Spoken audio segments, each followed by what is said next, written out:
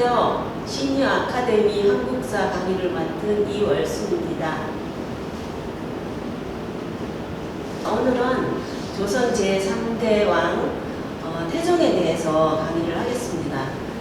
태종은 사실 조선을 건국하기 위해서 굉장히 애를 많이 쓴 조선의 3대 왕이에요.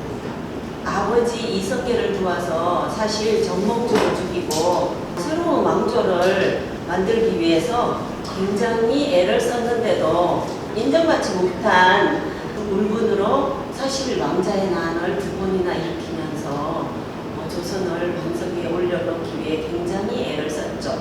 그리고 태종은 불교를 사실 숭상하지 않았어요. 왜 숭상하지 않았나 하면 불교의 스님들이 건문세족들에 결탁해가지고 거기에 대한 기생하면서 살아간다고 생각했기 때문에 불교를 싫어하고, 현실주의에서도 사실 예측할 수 없는 그런 인생인데 어떻게 사후의 세계를 예측을 해서 거기에 대한 논한다는 것은 있을 수 없는 일이다, 공허한 일이다 이렇게 생각하면서 공자의 의견에, 유교의 의견에 강하게 동조를 했습니다. 태조의 직계 조상은 아버지 태조와 또 이성계 태조와 어머니 신의왕후 한씨에게서 태어났어요. 그리고 아버지가 들인 둘째 왕비 강씨 소생이 두 사람 있었기 때문에 자기의 위치가 그렇게 튼튼하지는 않았어요. 왜 그랬냐 하면 그때 당시에 정도전과 둘째 부인 강씨가 굉장히 친숙하고 또 조선의 건국에 있어서 어떤 세력을 가지고 있었기 때문에 이방원이는 자기의 어떤 뜻을 대의를 위해서 방건이와 방석, 그러니까 강씨가 낳은 아들 둘을 죽이면서까지 또 그 강씨가 낳은 방건이와 방석이를 옹호하고 있는 정도전까지 죽이면서 조선의 제3대 왕이 되었습니다. 이방원은 조선 역대 임금들 중에서 누구 하나 문과에 합격한 임금은 없었어요. 그런데 이방원은 고려 때 문과에 합격을 해서 아버지가 굉장히 기뻐하고, 연방에서 온 무식한 집안이라고 무시당하는 와중에 아들이 문과에 급제를 했으니 이성계가 얼마나 기뻐했겠어요. 그리고 자기의 가문의 영광이라고 생각하면서 이방원을 굉장히 예뻐했습니다. 태종의 스승 이야기를 잠깐 하겠는데요. 태종의 스승은 원천석이라고 고려말 절개를 지킨 충신이자 문장가였어요. 굉장히 훌륭하고 박식하신 스승님이셨는데, 사실 그 원천석 그 스승님은 이성계의 무신의 아들인 태종을 그렇게 달가워하지 않았어요. 왜냐하면 그냥 연방에 나와서 싸움이나 하고 칼을 휘두르는 이런 무신들은 그 문신들 사이에 끼어서 공부를 하기에는 좀 껄끄러운 게 있었나 봐요. 그래서 원천석은 별로 좋아하지 않았지만 원천석의 친구가 추천을 했기 때문에 어쩔 수 없이 이성계의 아들인 이방원을 가르치게 되었습니다. 그리고 이 원천석의 시가 있는데, 흥망이 유수하니 안올 때도 주초로다. 500년 왕업이 목적에 그쳤으니 석양의 지니는 객이 눈물겨워하노라. 이건 무슨 뜻인가 하면 고려 말기가 그래도 고려는 500년의 역사를 가지고 있었는데 그 역사를 또 이어가지 못하고 역성혁명을 해서 조선을 건국하니 고려를 사모하던 그 마음에서 우러나온 시예요. 그래서 마음이 아프고 눈물이 난다는 그런 뜻입니다. 이수건을 비롯한 청년 유학자들을 앞세워서 사실 개혁을 하고 나갔어요. 태종은 고려 말기에 부정부패를 일삼고 건문세족들만 잘 사는 그런 나라가 싫었어요. 국민들이 잘 사는 나라가 돼야 되는데 백성들은, 민초들은 정말 헐벗고 입에 밥풀 하나 들어갈 수 없는 그런 가난을 겪으면서 살아왔기 때문에 그것을 본 태종은 이건 아니다. 이 나라가 잘 살기 위해서는 국민들이 잘 먹고 잘 살아야 되는 나라가 돼야 되는데 관리들이나 임금 밑에서 과부하는 자들만 잘 사는 나라는 있을 수 없다고 해가지고 사실 역성혁명을 일으켜서 조선을 건국했어요. 그러다 보니까 아직도 금문 세력들이 좀 남아 있었기 때문에 금문 세력들을 거의 다 깨부수고, 일테면 그들이 가지고 있는 재산도 몰수하고, 또 옛날에 과거를 급제해서 계속 유지를 하고 있던 금문 세력들을 모두가 내쳤어요. 그러면서 새로운 개혁을 시작했습니다. 세종은 조선 초기에 혼란을 종식시키기 위해 관제 개혁을 통한 왕권 강화와 유교 정치에 주력을 했어요. 의정부를 폐지하고, 의정부에서 사실 모든 밑에서 올라오는 상소라든가 이런 모든 국민들의 마음을 담은 상소를 의정부를 거쳐서 올라오기 때문에 의정부에서 중간에 없어버리면 그만이에요. 그렇다 보니까 의정부는 사실 자기네 권력을 유지하기 위해서 있을 수 있다고 생각해서 의정부를 없애버리고 사원전을 몰수했어요. 사원에 있는 밭이라든가 이런 재산을 몰수를 하고 호패법을 실시를 했어요. 호패법을 왜 실시를 했냐면 세금을 받는다든가 아니면 군대를 가야 되는 그런 일이 있을 때, 그런 모든 호적 정리를 할 때 누가 갔는지 아니면 또 뭐 세금을 냈는지 누가 어디 사는지 이런 걸 모르니까 호패법을 실시해가지고 누가 어디에서 몇 명이 살고 있고, 이를테면 지금의 인구조사가 호패법을 실시하는 비슷하다고 할 수 있어요. 호패법하고. 그래서 호패법을 실시해서 각자 개인의 관리들은 또 다른 색깔로 좀 좋은 걸로 하고, 또 국민들은 나무로 이렇게 새겨가지고 몇 년도에 태어나서 몇 년도에 어떻게 어디에 산다는 것까지 적어져 있는 것을 실시를 했습니다. 그리고 서울금고법을 해가지고, 서울이 뭐냐면 첩의 자식이에요. 옛날에는 본부인 말고 첩을 굉장히 많이 둘 수 있는 제도가 있었어요. 그렇지만 그 제도 속에서도 첩의 자식이나 본처의 자식을 공평하게 생각하지 않고, 첩의 자식들은 과거도 못 보고 그 정부의 관리로 나갈 수 없는 제도를 만들어 놨어요. 그래서 첩의 소실은 간직에 나갈 수 없는 법이 서울금고법이에요. 그리고 사병을 혁파했습니다. 사병은 옛날에 고려 때는 개인이 워낙 돈이 많고 워낙 재산이 많았기 때문에 개인이 사병을 가질 수 있었어요. 그러다 보니까 어떤 사건이 일어난다든가 이럴 때 자기 사병을 몰고 또 전쟁을 나가기도 하고, 또 위험의 요소가 되기도 있어요. 그 사병들을 몰고 데리고 궁궐을 침입한다면 굉장히 반란이 일으킬 수도 있다는 이런 생각이 있기 때문에 사병을 없애버렸습니다. 그리고 신문고를 설치해가지고, 신문고는 뭐냐면 억울하고 정말 죽을 것 같은 자기 애환을, 자기의 고통을 종을 치면서 말해서, 그러면 이 정부에서, 나라에서 그 사람의 고통을 이해를 하고 들어주는 제도가 신문고 설치예요. 그리고 주자소 설치를 했습니다.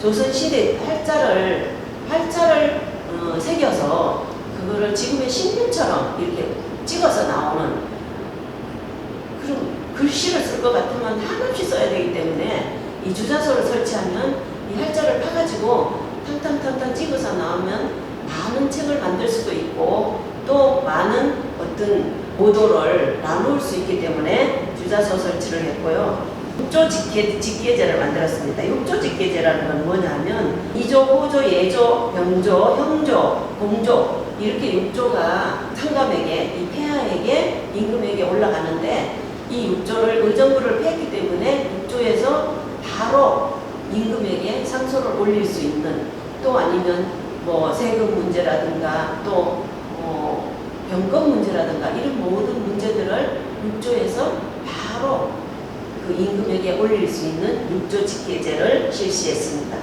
그리고 호포 폐지라고 해가지고 옛날에 군대 안 가는 사람들을 배를 짜서 배를 이렇게 세금으로 내기로 했는데, 그거를 하기에는 너무나 국민들이 그러다 보니까 포포는 폐지하고 아니면 다른 걸로 대신하기로 했습니다. 그리고 저화 발행을 했습니다. 저화는 뭐냐면 땅나무로 만든 종이로 돈을 만들어서 발행을 했지만 사실 이게 금액이 워낙 크게 발행을 했기 때문에 이거는 사실 실패를 했다고 볼 수 있습니다. 그리고 혼일 강리 역대 국도 지도라는 걸 만들어서 우리나라의 모든 지도를, 그러니까 어디에는 어떻게 살고 어디에는 뭐가 있고 하는 거를 지금의 지도를 만들었습니다. 혼일 강리 역대 국도 지도입니다. 세로 148cm, 가로 164cm의 대형 지도로 굉장히 그 당시에는 호평을 받고 찬사를 받았던 지도입니다. 호표제도는 이품 이상은 상하로 만들고 또 3품 이하 작가 합격자는 풀로 만들고 또 생호는 항량목으로 만들어서 이렇게 호표제도를 시작했습니다. 직책 등 신분, 나이까지도 적었습니다. 신분과 계급, 직업에 따라서 호표의 자료를 구분하고 호구단지, 그 신분 증명서와 함께 환성부 및 각 지방 간청에 제출하고 낙인을 받아서 사용을 해야 했어요. 그 낙인을 받지 않는 것은 무효라고 인정하지 않았습니다. 호구에 관한 법령이 있기는 하나 누락된 호구와 숨은 인부가 18, 9번 됐습니다. 이렇게 호표법을 하라고 했지만 안 하는 사람들도 많았어요. 그러다 보니 또 일일이 찾아가서 누가가 안 했는지도 모르잖아요. 그러다 보니까 안 한 사람들도 많아서 호표는 백성들에게는 그렇게 환영받지 못하는 제도였습니다. 이방원은 정말 뛰어난 정치력을 가지고 있었어요. 어떤 정치력이었냐면 자신은 상대방을 배신해도 상대방에게 배신당하지 않는 태종의 뛰어난 리더십이 있었습니다. 그래서 사람 보는 안목이 뛰어난 이방원은 태조 이성계 부하들의 정치적 욕망을 간파해가지고 자기 편으로 끌어들여서 반란을 일으키지 못하게 했고요. 정해진 기준에 얽매이지 않고 현실 속에서 굉장히 융통성 있게 원칙을 지켜나가면서 그 정치를 했습니다. 다양한 환경에 맞는 적절한 리더십을 발휘해서 부하들의 충성심을 이끌어냈습니다. 태종은 잔인하면서도 유연하고 또 인간적이면서도 굉장히 세심했어요. 대화를 할 때는 너 말이 맞다 이러면서 모든 청자의 입장이 돼가지고 상대방의 마음을 움직이는 그런 능력이 있었습니다. 근데 이방원이 임금이 되기 전에는 원경항우하고 사이가 굉장히 좋았어요. 그리고 원경항우가 자신을 굉장히 도와줬고 또 친정에 원조를 많이 받았어요. 그 혁명을 할 때도 몰래 혁명을 해야 되기 때문에 친정에다가 모든 무기들을 갖다가 이게 숨겨놓기에도 정말 잘했어요. 근데 왕이 되고 나서부터는 이 부인을 무시하기 시작하는 거예요. 그리고 많은 여자들을 자기 곁에 둡니다. 심지어 자기 부인의 여종까지도 자기가 비누로 삼고 아니면 후궁으로 삼아서 원경항우를 굉장히 속상하게 했어요. 태종은 갑자기 세자에게 선의를 하겠다고 발표했다가 선의를 거둔 적이 있었어요.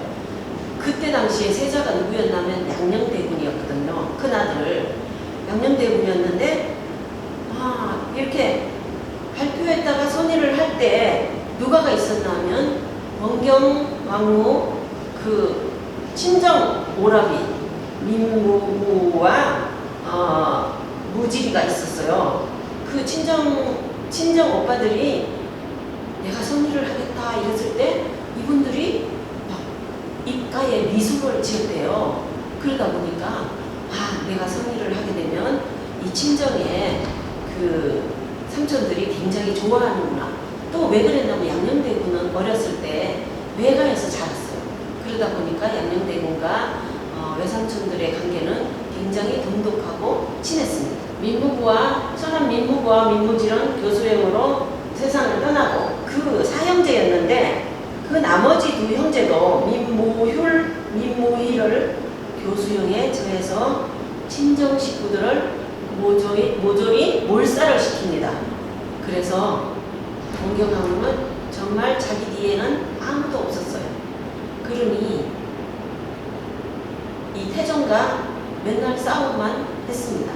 다른 여자들을 가까이 하고 자기를 그렇게 공로를 많이 세운 자기를 무시하는 데 대한 반발로 많이 싸웠지만 그래도 태종은 이 동경항우를 해비시키지는 않았어요. 양녕은 10살의 세자로 책봉이 됩니다. 양녕대군은 태종의 큰아들이에요. 양녕대군은 어린 시절을 외가에서 자랐고 사실 우리 외삼촌들이 아버지 때문에 죽었어. 그러니까 외삼촌들하고 굉장히 가까이 지내고 친했는데 자기 아버지 태종이 자기 외삼촌들을 다 죽이니까 마음이 그때부터 좀 삐뚤어지기 시작합니다. 양녕대군은 각선의 첩, 어리를 강제로 대궐로 들여옵니다. 각선의 첩인데 각선도 사실 그 지금의 고을원쯤 되는 그 어떤 관리였어요. 근데 그 어리가 너무 예쁘다고 소문이 나니까 양녕대군은 가서 뺏어와요. 그냥 각지에 기생들을 궁궐로 데려오기 시작했는데 기생들은 곤장을 쳐서 궁궐 밖으로 내쫓기도 했어요. 그러니까 기생들을 궁궐에 놔둘 수가 없으니까 모두 내치기도 하고 태종이 쫓아내기도 했어요. 그런데도 양녕대군은 그 여색을 밝히는 걸 끊이지 않고 있습니다. 태종 이방원의 강점은 사실 태종이 그렇게 잔인하고 그렇게 포악하고 이랬는데도 밑에 있는 신하들이 굉장히 충성을 하고 이런 걸 보면 강점이 있어요. 현장 논리에 매몰되지 않고 전술적으로 사고에 대응하는 것. 그때 임기응변이 굉장히 뛰어났던 거죠. 그리고 대의명분에 얽매이지 않고 어떤 틀에 얽매이지 않고요. 지금 당장 중요한 목표가 무엇인지 그것부터 생각한 뒤에 주어진 상황에서 최선의 방법을 어떤 상황이 주어졌을 때 어떤 게 최선의 방법인가 이거를 생각해서 행동을 했습니다. 보통 사람 같으면 먼저 해야 될 거, 나중에 해야 될 거 이렇게 생각하면서 그냥 차곡차곡 할 수도 있었는데 태종은 어떤 게 최선인지 그것부터 해결하고 다음에 차선을 또 가는 이런 능력을 가졌습니다. 정도전이 사실 법전을 처음부터 만들기 시작했어요. 그런데 그 정도전의 법전을 그 태종이 다시 손보기 시작했어요. 그러면서 자기가 현실에 맞는 법을 조금씩 고쳐나가면서 만들기 시작했는데 자기의 법전은 자기 법전대로 두고 또 정도전의 법전은 그대로 두어라 했어요. 왜냐하면 정도전의 법전이 사실 표준이기 때문에 그거를 근거로 해가지고 자기가 지금 현실에 맞는 법을 조금씩 고쳐나가기 위해서였는지는 몰라도 이 태종은 사실 자기 고집만 부리지는 않고 그래도 정도전을 그렇게 죽였지만은 법전을 그대로 두면서 자기의 생각을 또 법으로 조금씩 고쳐나가기 시작했습니다. 태종은 굉장히 강무를 좋아했어요. 강무가 뭔가 하면 말을 타고 저기 산으로 다니면서 사냥을 하는 거예요. 사냥을 하는데 너무 많이 다니니까 신하들이 쫓아다니기도 힘이 들어요. 그리고 병사들도 많이 데리고 가야 돼요. 그러니까 신하들이 제발 강무 좀 덜 갔으면 좋겠다 이렇게 애원을 했답니다. 그러는데 그래 안 간다 이렇게 말을 했어요. 정말이십니까? 안 가십니까? 이랬더니 그래 안 간다 이렇게 말을 해놓고 또 강무를 갑니다. 그래서 강무를 가는 까닭은 군사력을 장악함으로써 국왕의 권위를 내세우고 백성들에게 보여주기 위해서 그래서 왕권을 강화하기 위한 목적으로 이렇게 강무를 갔어요. 그래서 신하들이 아니 안 간다고 했지 않냐고 대장께서는 왜 안 간다고 해놓고 또 강물을 시작하느냐고 했더니 내가 그쪽으로 안 간다고 했지 이쪽으로 안 간다고 했더니 이러면서 그는 자기 고집을 꺾지 않았습니다. 태종이 한 말 중에서 자신의 강점이 자신의 한계를 만든다. 이 말이 정말 가슴에 와닿더라고요. 태종은 강점이 자기 한계를 만든다. 강점이 결코 좋은 건 아니다. 물론 잘한다 하지만 이거는 어떤 뜻을 뜻하나 하면 원숭이는 또 나무에서 떨어진다. 그리고 대목이 자기 집에 집이 없다. 또 대장간이 자기 집에 칼이 없다. 이런 말하고 비슷한 말이 아닌가 싶습니다. 태종이 가장 무서워하는 사람이 누구였나 하면 사관원이었어요. 근데 태종이 사실은 사관원을 독립시켰어요. 그 사관원이 누군가 하면 임금의 일거수일투족을 기록하는 사람이에요. 그래서 사관원은 임금을 따라다니면서 임금의 일거수일투족을 적으니까 얼마나 불편했겠어요. 그래서 제발 좀 따라다니지 마라 이러면서 태종이 얘기를 하면 그것까지 적는 거예요. 그러니까 그건 좀 적지 마 이러면 또 그것까지 적는 거예요. 그러니까 바른 말 하는 온간들의 사관원을 내 직속 부하로 만들어서 좀 가까이에 두는 게 좋을 것 같다는 생각을 했어요. 사관, 민인생이라는 사관이 있었는데 너무나 직업의식이 철두철미해가지고 이렇게 여기 그림에서 보다시피 편전에 들어오지 마 이랬더니 편전에 안 들어오고 이렇게 고개를 쏙 내밀면서 임금이 무슨 말을 하는가 무슨 행동을 하는가를 적는 거예요. 편전에 들어오지 말라고 했더니 이제는 몰래 숨어서 자신의 일거수일투족을 엿보니까 제대로 열이 받아가지고 정말 성질을 많이 냈대요. 근데 나중에는 어쩔 수 없이 그래 네 마음대로 해라 이렇게 했어요. 근데 결국은 민인생은 여기에서 그렇게 승진하지 못하고 저 시골로 쫓겨가는 그런 삶을 맞이했답니다. 그리고 태종은 시몬이 누군가 하면 시몬은 자기 아들 세종대왕의 장인이었어요. 세종대왕의 장인이 시몬이 그 상사로 명나라에 갔어요. 이때면 사신으로 간 거죠. 명나라에 갔는데 명나라에 갔다가 오는데 체포를 했어요. 명문도 모르게 시몬은 체포를 당해서 옥에 갇히게 됩니다. 그 연유를 물어보니까 무슨 뜻인가 하면 강상인이 군 업무를 전부 총괄하고 있는데 이 강상인이 태종에게 그것도 하지 않고 보고도 하지 않고 그냥 자기 마음대로 세종에게만 보고를 한 거예요. 이때는 언제였냐면 사실 그 태종은 자기가 살아있으면서 세종에게 양위를 했어요. 선의를 해가지고 그 세종대왕이 정치를 하는 거를 옆에서 지켜보면서 또 잘못하면 이렇게 해라고 가르쳐 주기도 하면서 또 모든 다른 정치는 세종대왕에게 물려줬지만 군건만큼은 군사 업무만큼은 자기가 관리를 하고 있었어요. 그랬는데 강상인이가 지금 병사들이 군사가 어떻게 되고 있고 이건 이렇게 되고 저건 저렇게 되고 하는 거를 세종대왕에게만 얘기하고 또 태종에게 보고를 하지 않았다고 이 강상인을 잡아서 조치입니다. 그랬을 때 강상인은 이 시몬을 붙잡고 늘어져요. 왜냐하면 시몬이 세종대왕이 장인이니까 시몬을 봐서라도 자기가 좀 혜택을 보지 않을까 싶은 생각에서 그랬는지 시몬이가 그렇게 했다. 이를테면 한 사람한테만 보고를 하면 된다고 그렇게 일러줬다. 이렇게 무고하게 덮어씌웁니다. 그래서 결국은 강상인의 거짓 진술로 이 시몬은 죽게 됩니다. 태종은 문무경비의 리더십을 갖춘 태종이었어요. 태종은 자기에게 주어진 국가체제 정비에 대한 사명감을 갖고 중요한 역할을 합니다. 그리고 정도전의 갈등은 왕권과 신권의 대립이 아니고 국가 체제 운영에 대한 역할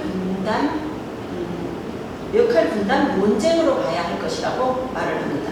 그리고 현실과 타협하는 태도를 취했지만 사실 이상적 구조 개혁도 필요하다고 생각을 해서 세종대왕에게 선의를 하여 물려줍니다. 왜냐하면 세종대왕은 너무 글 읽기를 좋아하고 정말 공부를 잘하고 또 그 신하들과의 어떤 대담이나 어떤 모든 토론을 할 때 굉장히 밀림없이 잘하는 걸 보면서 이 충녕대군 세종대왕에게 물려주면 잘하겠다는 판단이 있었기 때문에 그 태종은 미리 세종대왕에게 양위를 합니다. 다른 왕들 같으면 자기가 죽기 전에는 절대로 주지 않고 그냥 자기 왕권을 꼭 쥐고 있다가 죽고 나서 이 자기 아들이나 아니면 다음 왕이 될 그 세자에게 물려주는데 태종은 굉장히 영리하고 지혜로운 사람이었나 봅니다. 왜냐하면 자기가 살아있으면서 이 세종대왕이 세종이 정치하는 것을 보면서 자기가 경험을 했기 때문에 이거는 이렇게 하고 저건 저렇게 하고 하는 것을 판단을 할 수 있었기 때문입니다. 그리고 구조적 문제에 대한 것은 깊이 생각을 하지만 상황이 닥쳤을 때는 정확한 판단력과 빠른 실천력으로 현실의 문제를 해결하는 능력을 가지고 있었습니다. 죽기 전에 세종에게 먼저 양위한 이유는 양령을 견제하기 위해였어요. 양령도 있고 충령도 있었어요. 충령 말고 효령도 있었어요. 첫째 아들이 양령이었고 둘째 아들이 효령대군이었어요.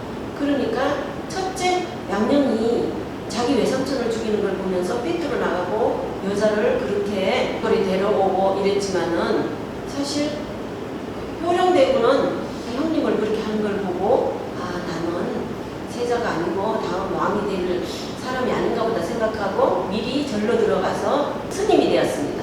사실 효령대군도 굉장히 은인이었고 시도 쓰고 글씨를 굉장히 잘 썼어요.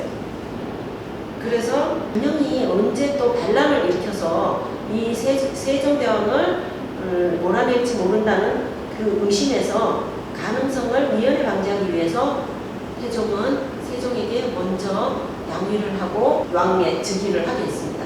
그래서 일일이 이거는 이렇게 하고 저거는 저렇게 하고를 자기가 간섭을 하면서 세종대왕을 4년 동안을 뒤에서 정치하는 것을 도와줍니다. 양령이 사실 그때 당시에 자기가 임금이 굉장히 되고 싶었나 봐요. 그런데 그 세종대왕의 손자인 세조가 단종을 몰아내는데 양령은 협조를 합니다. 그래서 오히려 세조가 그냥 저기 영월에다가 유배를 시켰는데 양령이 오히려 죽여야 한다고 그렇게 옆에서 추궁을 자꾸 해가지고 죽이기까지 하는 역할을 했습니다. 그리고 상황으로서 세종에게 수습 통제 기간을 마련해 주고야 합니다. 그러니까 수습 기간, 요즘 회사에 들어가도 수습 기간이 있잖아요. 배우는 기간. 이게 있어야만이 완벽한 임금이 될 수 있다고 생각했기 때문에 수습 기간을 준 거예요. 4년 동안. 그리고 세종은 세자 책봉 후 2년 만에 즉위하여 통치력 기반이 잡혀 있지 않았어요. 왜 2년 만에 즉위를 했나 하면 양령대군이 그동안에 계속 세자로 있었어요. 그리고 양령대군이 너무나 안봉군이고 제대로 된 인간성을 가지고 있지 않았기 때문에 세종대왕에게 물러줬지만 그 뒤에서 정치를 도와주고 있었습니다. 그러나 상황이 된 후에도 그는 4년간 국정을 감독하였고 정권과 인사권을 장악했습니다. 그렇다고 세종대왕이 불평불만을 하거나 이러지는 않았어요. 그래서 아버지는 나한테 다 정치를 하는 거는 다 넘겨줬지만 변교는 안 넘겨주시네. 그러면서 속으로만 생각하고 있었어요. 그래서 아버지 정과 어떤 불함은 없었습니다. 또 22일에는 다시 세종과 동교에서 매사냥을 하다가 낙천정에서 시기도 하였는데 이날 태종은 항공하였다가 자리에 눕게 됩니다. 강물을 워낙 좋아했기 때문에 또 사냥을 나갔다가 몸이 쇠약해져서 눕게 돼요. 세종은 1442년 56세를 임기로 생을 마칠 때까지 세종의 왕권 안정을 위하여 노력을 아끼지 않았어요. 정말 이 나라를 반석 위에 올리자면 너가 아들인 세종에게 너가 잘해야 된다 이러면서 유언을 남기고 56세를 임기로 생을 마칠 때까지 뒤에서 돌보다가 그 생을 마쳤습니다. 그러니까 우리 태종은 정말 잔인하기도 하고 포악하기도 하고 했지만 조선을 사랑하는 마음은 그 누구보다 앞섰다고 저 개인적으로 생각합니다.